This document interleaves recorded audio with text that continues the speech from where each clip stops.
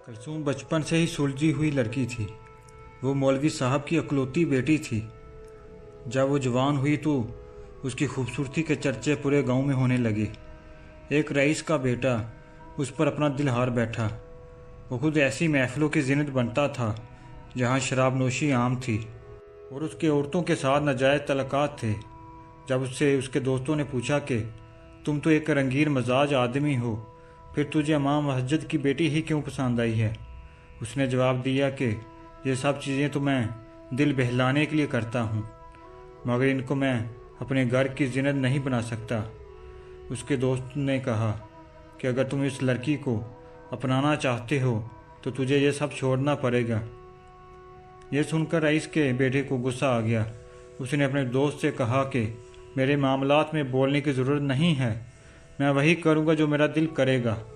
Rice का दोस्त उसी के खर्चे पर ही पल रहा था। उसने दिल में सोचा कि ये तो अक्ल का अंधा है, अगर मैं इसे नाराज़ कर बैठा तो मेरा तो खर्चा पानी बंद हो जाएगा। उसने रईस के बेटे से कहा कि यार, मैं तो मजाक कर रहा था, तुम बिल्कुल ठीक बात कर रहे हो। रईस के बेटे ने अपनी माँ को हमाम मस्जिद के घर भेजा ताकि वो उसके रिश्ते की बात कर सके। हमाम मस्जिद ने कहा कि मुझे सोचने का वक्त चाहिए, मैं अपनी बेटी की मर्ज़ी ज़रूर पूछूंगा। मौलवी साहब अपनी बेटी के पास आए और कहा कि गांव के रईस की बीवी अपने बेटे के लिए हमारे घर आई थी, मैं तुमसे तुम्हारी मर्ज़ी पूछना चाहता हूँ। कलसूम ने कहा कि अब्बा जान, वो एक अय्याश और बदकार इंसान है, अगर आप मेरी मर्ज़ी पूछना चाहते हैं तो मैं ऐसे शख्स की शरीक हयात नहीं बन सकती। मौलवी साहब ने कहा कि बेटी, तुमने मेरे दिल की बातें कर डाली, मुझे भी वो आदमी पसंद नहीं है, मैं बस ये देखना चाह रहा था कि तुम कौन सा फ़ैसला करती हो। कुछ दिन बाद रईस के बेटे ने अपनी माँ को दोबारा मौलवी साहब के घर भेजा। मौलवी साहब ने साफ इनकार कर दिया। उसकी माँ वापस घर लौट गई और अपने बेटे को सब बता दिया। रईस का बेटा गुस्से से पागल हो गया। उसने अपनी माँ से कहा कि इस लड़की ने मुझे ठुकरा कर बहुत बड़ी गलती कर दी, मैं इसको ज़माने में जलील और रसवा कर दूंगा। उसकी माँ ने उसे समझाया कि बेटा, अगर आज तुम एक सुलझे हुए इंसान होते तो वो लड़की तुझे किसी सूरत भी इनकार ना करती। हमारे पास मालो दौलत भी है, एक अच्छा घर भी है, मगर एक औरत मालो दौलत और घर को बाद में देखती है, पहले यही चीज़ देखती है कि वो आदमी कैसा है जो उसका हम सफ़र होगा। रईस के बेटे को अपनी माँ पर भी गुस्सा आया। वो सच्चाई सुनने का आदी नहीं था। एक दिन कलसूम गली से गुजर रही थी कि अचानक ही ये उसके सामने आ गया। उसने कलसूम से कहा कि अब जिल्लत उठाने के लिए तैयार हो जाओ, मैं तुझे बदनाम करने में कोई कसर नहीं छोड़ूंगा। कलसूम ने कहा कि इज़्ज़त और जिल्लत खुदा के हाथ में है, अगर वो किसी को जलील करना चाहे तो कोई उसे मोअज़्ज़ज़ नहीं बना सकता, और अगर वो किसी की इज़्ज़त की हिफाजत करना चाहे तो कोई दूसरा उसे जलील नहीं कर सकता। ये कहकर कलसूम चली गई। मगर रईस का बेटा अब कलसूम को बदनाम करने के मंसूबे सोचने लगा। वो कलसूम को जलील करने के लिए अजीबोगरीब मंसूबा बना रहा था। कभी वो खुद से ख़त लिखकर ये मशहूर कर देता कि ये कलसूम ने मुझे ख़त भेजे हैं। कभी वो कलसूम पर झूठे इल्ज़ाम लगाता कि वो मुझे रात को अकेले में मिलने आती है। उसने जो मुमकिन था उसने किया, मगर गांव के सब लोग जानते थे कि ये सिर्फ इल्ज़ामात हैं, इनका हकीकत से कोई तल्लुक़ नहीं है। एक दिन मौलवी साहब अपने चाचाजाद भाई के बेटे की शादी में शिरकत करने के लिए दूसरे गांव गए। कलसूम और उसकी माँ भी मौलवी साहब के साथ ही थी। एक हफ्ते बाद मौलवी साहब का ख़ानदान वापस आया तो कलसूम को पेट में हल्का सा दर्द महसूस हुआ। मौलवी साहब गांव के एक हकीम के पास गए तो उसने कुछ अद्वियात दे दी और मौलवी साहब को तसल्ली दी कि आपकी बेटी जल्द ठीक हो जाएगी। 5 महीने बाद कलसूम को दोबारा दर्द हुआ। इस दफ़ा बहुत शदीद दर्द था, जिसकी वजह से कलसूम बेहोश हो गई। कलसूम का पेट फूल चुका था।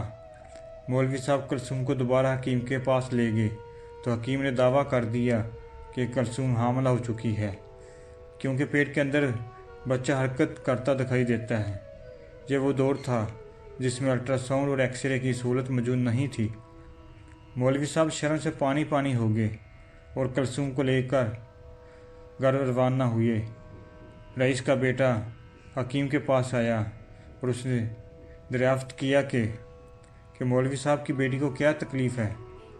हकीम ने रईस के बेटे को सब बता दिया। रईस के बेटे की खुशी की इंतहा न रही। वो तो इसी मौके की तलाश में था कि किसी तरह कलसूम को बदनाम किया जा सके। उसके दिमाग में एक शैतानी तरकीब आई। उसने एक मिरासी को बहुत सारे पैसे देकर कहा कि पूरे गांव में मशहूर कर दो कि ये मौलवी साहब की बेटी बगैर निकाह के ही बच्चे की मां बनने वाली है।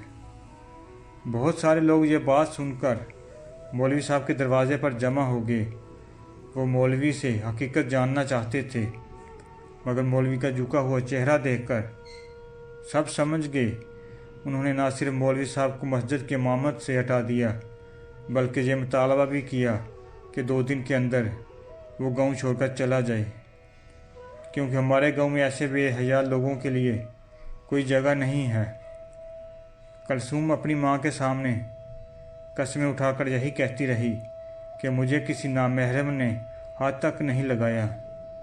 मौलवी साहब तलवार लेकर आए और कलसूम का सर कलम करना चाहा, मगर उसकी माँ सामने आ गई। उसने कहा कि मैं ये साबित करूँगी कि मेरी बेटी बेकसूर है। कलसूम की माँ ने एक हकीम का नाम सुना था जो दानाई में बहुत शोहरत रखता था। वो दोनों कलसूम को उसके पास ले गए। हकीम ने देखा कि कलसूम का पेट फूला हुआ था और पेट के अंदर हरकत भी थी। उसने एक कमरे में कुत्ता ज़िबा किया और दूसरे में बकरा ज़िबा कर दिया। उसने बकरे के गोश्त से मौलवी साहब की बीवी कलसूम की दावत की। दावत के बाद हकीम ने कलसूम से पूछा कि कभी तुमने बगैर बर्तन के कहीं से पानी पिया था।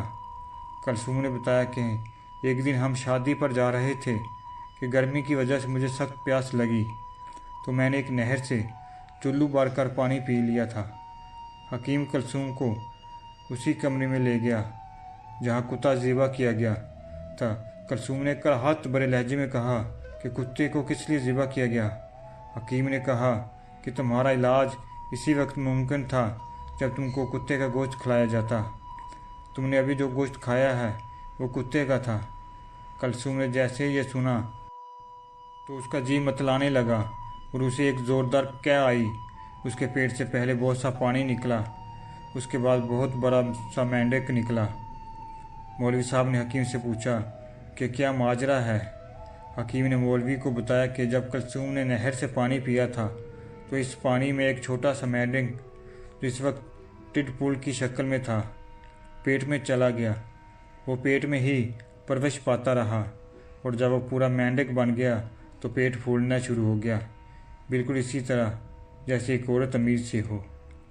उसके बाद पूरे गांव वालों को जब ही इस हकीकत का पता चला तो वो मौलवी साहब से माफ़ी मांगने उसके घर आए, मगर उस वाक़ये के बाद मौलवी साहब पूरी ज़िंदगी अपनी बेटी से माफ़ी मांगते रहे कि बेटी मुझे माफ़ कर देना, मैंने तुम्हारे किरदार पर शक किया था।